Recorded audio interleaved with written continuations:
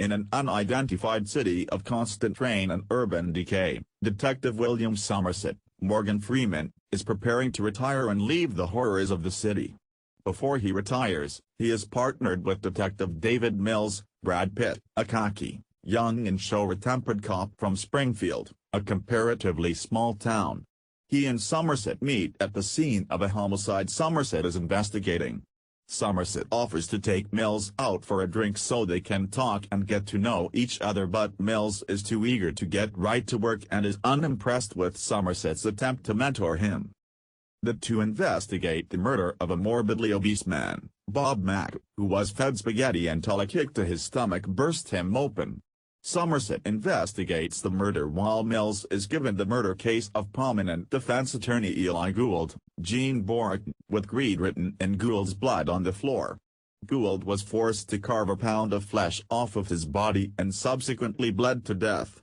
The police captain gives Somerset an evidence container with 3 slivers of a plastic-like material found in the stomach of the obese man, which he was forced to consume along with the spaghetti. Going to the victim's house, Somerset finds 3 groove marks in front of the refrigerator and finds that the plastic-like slivers fit into them perfectly. Knowing the slivers resulted from the refrigerator being moved, Somerset looks behind it. He finds the word gluttony written behind the fridge in grease, along with the note containing a quote from Milton's Paradise Lost. Somerset theorizes that the serial killer is basing his crimes on the 7 deadly sins, with 5 more to go. To give Mills and Somerset a chance to get along with each other, Mills's wife, Tracy Mills, Gwyneth Paltrow, invites Somerset over for dinner. While they are eating, an elevated train passes by on the track nearby, making the building and all its contents and inhabitants tremble. The couple mentions that that's why the realtor was so nervous for them to see the apartment quickly, trying to hide the proximity of the train. After Tracy goes to bed, Mills and Somerset examine case evidence from the 2 scenes. They find a picture of Gould's wife with blood painted around the eyes. Believing that this means she is supposed to spot something about the murder scene that nobody else would, the detectives have a distraught Mrs. Gould, Julia Assog, look at the pictures in a safe house and she notices an abstract painting that is upside down. Brushing powder on the wall behind the painting, Somerset finds fingerprints outlining the words "Help me." After running the fingerprints through AFAS, the prints are traced a day later to a pedophile named Victor Michael Reed Mackay, who escaped conviction for the rape of a minor due to the efforts of his lawyer, Eli Gould, the greed victim. SWAT and the detectives raid his apartment and find Victor to be the sloth victim, having been bound to his bed for 1 year to the day, as evidenced by pictures at the scene, one taken every day from the day he is discovered. Remarkably, he is still alive but suffering from severe physical and mental deterioration. His hand was cut off and pushed onto the wall behind the painting to leave the prints. Mills and Somerset ask to interrogate Victor in the hospital, but the doctor says that he's chewed off his tongue and that his brain is mush from the ordeal. That evening, Tracy calls Somerset and requests that he meet with her. The next morning, Somerset meets Tracy in a diner where she tells him how miserable she is in the city. At Somerset's urging, Tracy reveals the truth of her request to meet. She is pregnant, afraid of raising a child where they now live, and afraid of telling David. Somerset advises her to tell her husband only if she decides to have it, and he sets himself as an example. He insisted his partner have an abortion, that he finally convinced her, and now he is remorseful.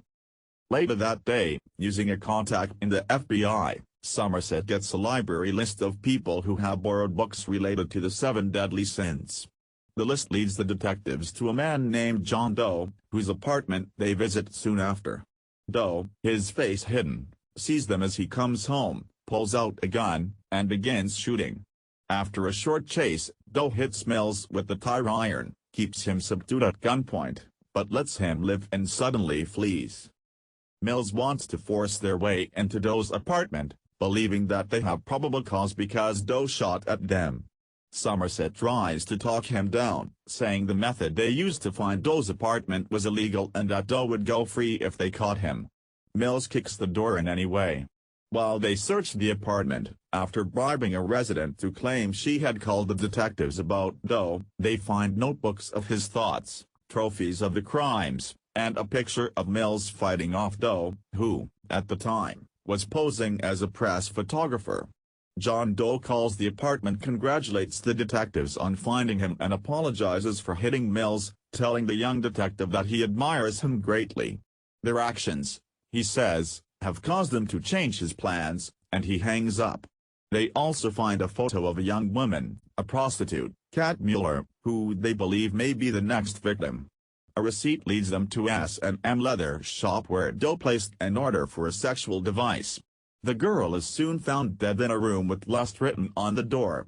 Also found in the room is a visibly shaken man, Leland Orser, forced by Doe at gunpoint to wear and use the device, a large strap-on dildo with a blade attachment, to rape and kill the girl.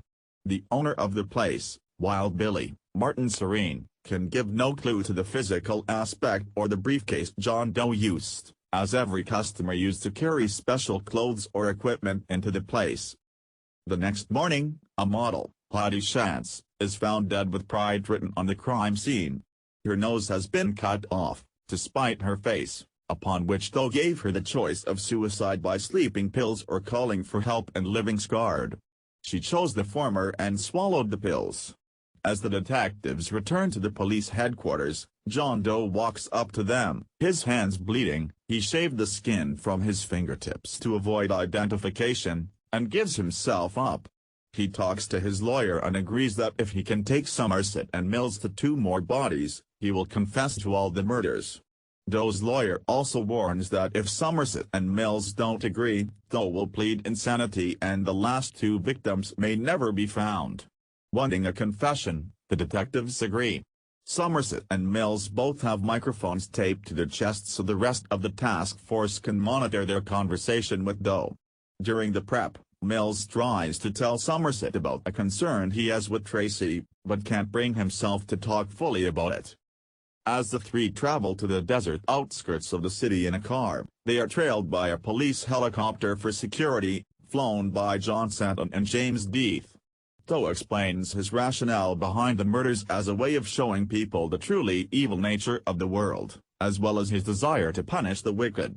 He goes on to say he will be remembered and admired for what he has done, having been chosen to do so. As Doe speaks, that disgusted Mills is driven to rage and screams at Doe while Somerset remains calm but worried. Once they reach the outskirts, Doe directs them to a specific spot near some power cable towers. The detectives walk Doe out to an open spot. After a few moments, a van appears and Somerset stops it several hundred yards away, leaving Mills behind to cover Doe. The driver, Richmond Arquette, claims someone paid him $500 to deliver a box to Mills at this place at exactly 7 o'clock. As Somerset opens the box, he recoils in horror from what he sees inside. As he races back to Mills and desperately yells for him to throw his gun away, Doe states to Mills that he admires Mills's life, to the point of being envious of his wife and the love they share. He goes further, saying he visited Mills' home and that he tried to play husband with Tracy that day but it didn't work out and he took a souvenir instead, her pretty head. Doe planned that Mills would kill him, as Doe himself was guilty of envy, jealous of Mills's simpler life. He also reveals to Mills that Tracy is pregnant and that she begged to be kept alive for the child's sake. Mills, despite the pleading of Somerset, is so devastated by his wife's death and the knowledge that she was pregnant, that he shoots Doe in the head, Doe closing his eyes to receive his punishment. Mills shoots Doe's body 5 more times. In killing Doe in vengeance, Mills comes to embody the sin of wrath, completing Doe's masterpiece. Somerset can only stand by, helpless to do anything. After a catatonic Mills is taken away, their captain tells Somerset that they'll take care of Mills, knowing the jury will condemn him. Somerset answers, whatever he needs. He also tells his captain that he will be around, implying that he will be staying on the force. As the camera pans out from the desert, the movie ends with Somerset quoting Ernest Hemingway, "The world is a fine place, and worth fighting for." I agree with the second part.